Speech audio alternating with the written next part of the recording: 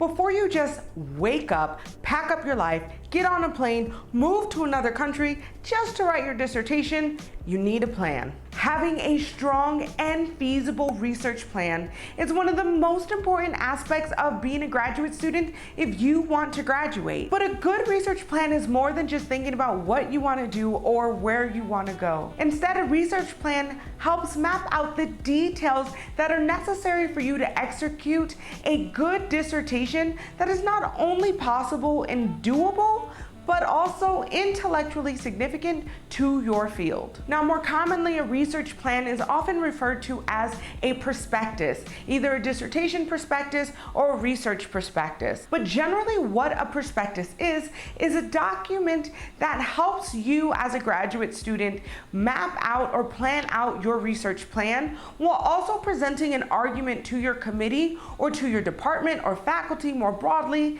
that you are prepared and able to conduct whatever research that you are pursuing for your graduate degree. So in general, not only is it useful for you, and we'll talk a little bit more about that later, but it's also a document that is almost always necessary to advance to candidacy or to become ABD. So it's also important to think about your prospectus not just as a milestone, but something that you will be able to use when you're getting into the nitty-gritty of your fieldwork and your research. Now, of course, a prospectus and what it will look like will vary discipline to discipline, and even in many cases, department to department. So before you start writing your prospectus, it's important to make sure you reach out to somebody in your department, be it your advisor, a chair, or an older graduate student. This way, you are making sure you are incorporating the most important components that are required for your degree progress. But generally, I do think it's pretty safe to say that a prospectus is going to be made up of these following components. You're going to have a project overview.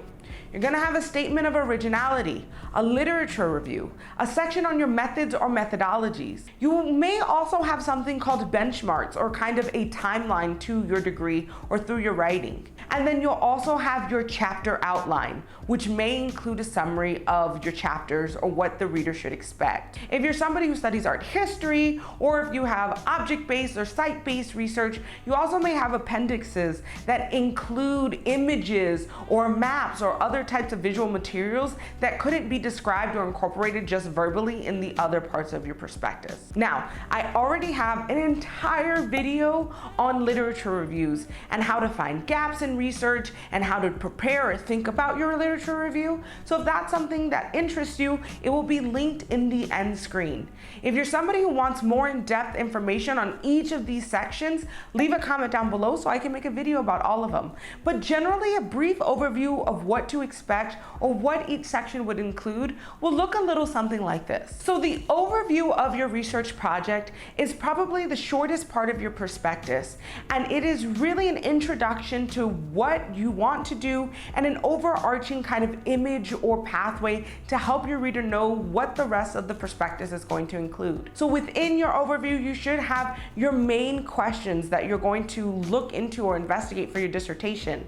You should have your case studies or the sites or the main subjects or things that you are investigating or examining for your dissertation. And so in your overview, really guiding your reader through the significance, your main questions, and your motivations as a researcher is a great start to your overview, and you can even use it or look at it as an introduction. Now, your literature review and statement of originality are very similar sections, as they are sections that are really going to dive into the literature or the scholarship that is already out there. Now, an important difference between the literature review and the statement of originality is that in your lit review, you're really demonstrating to your faculty or your committee that you know what are the main theories, the main, scholars that are in your field or in this topic. And so you are demonstrating that you've done your homework and you know what they're talking about and how that informs how you're thinking about your research. In your statement of originality, on the other hand, you are doing a similar thing in the sense that you are diving into scholarship and you are discussing scholars and their ideas. But in the statement of originality, you are looking for the gaps and how your dissertation or your research project is going to fulfill a need or a hole, or perhaps you're thinking about a new approach that can help us rethink this question in a different way.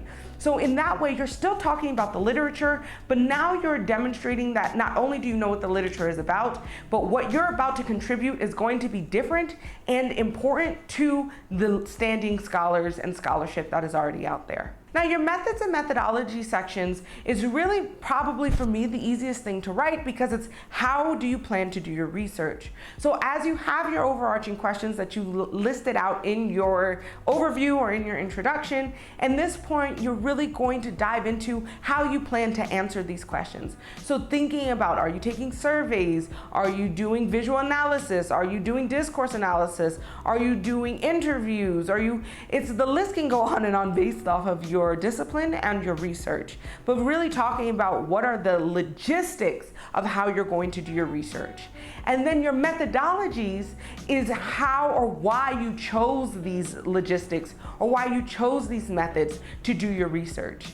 Now again, this may vary based off of your department or your discipline, but generally really giving a lot of care into your methods and methodology section, I have come to found has made doing my research so much easier. And similarly, benchmarks also have made my research so much easier. So benchmarks or a timeline is kind of an anecdotal or even a graphic, like you can make a graph, way of demonstrating to your committee and to yourself that you have a plan and a timeline with milestones that you plan to hit.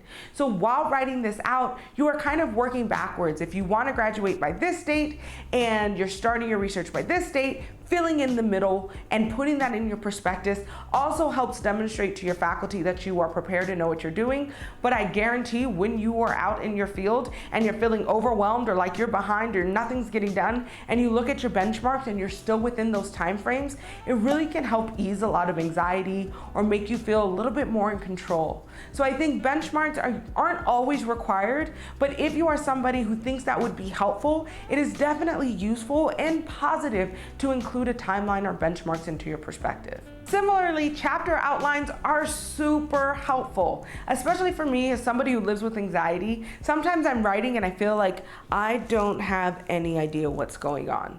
But because I've sat down and I wrote out a chapter outline that was approved by my faculty, I know that at least I had a good idea at some point. And so generally what a chapter outline would look like, or what it would be, is you would write out chapter 1, chapter 2, chapter 3, chapter 4, and on and on. But in those sections, you would explain what you plan to do, what questions you plan to answer, or what that chapter is generally about. And so by writing out the chapter name, a brief summary, and your major questions, again, it helps ground you as the researcher and as the writer to feel empowered when you're doing your research and writing your dissertation versus feeling kind of lost and without ground. And that leads to why your research plan or your prospectus is important. Like I just said, when you are a graduate student, so much of your post-candidacy life or post-exam life is independent. And it can feel very unsettling, or life can feel very unyieldy when it's all independent, especially if you're somebody who has to do research in another country or very far away from your faculty advisors, your friends, your community, your peers, your colleagues, and on and on and on.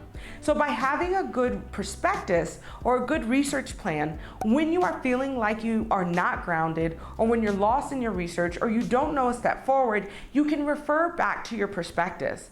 When I first entered into graduate school, a lot of people said that prospecti weren't that important and that they never looked back at it. But I look at my prospectus maybe once a month, and maybe it's because I'm a planner, or maybe it's because I live with anxiety, but it does ultimately help me figure out what it is I do need to do and what I don't need to do, and really prioritize my time appropriately. So when I'm writing a chapter and I feel like, oh, I have all these ideas, if I refer back to my chapter outline and I think, does that answer these questions? Or does that move that summary forward? And if the answer is no, then I might write those ideas as an article or something different, but I make sure that I focus and streamline my ideas for my dissertation in alignment to something that makes me feel like I'm progressing. Now, this isn't to say that you have to be married to your prospectus or your research plan, but I am saying it is a good guide to help you move forward. Now, if you're somebody who's still looking for guidance, either in writing your literature review or in trying to understand what takes graduate students so long to graduate, I would check out my past videos. If you found at least 2 things useful, definitely hit a thumbs up so YouTube will share this content with others who may need it. And as always, your support helps a small YouTuber like me continue to grow. So I want to thank you so much for watching, and I will see you next week.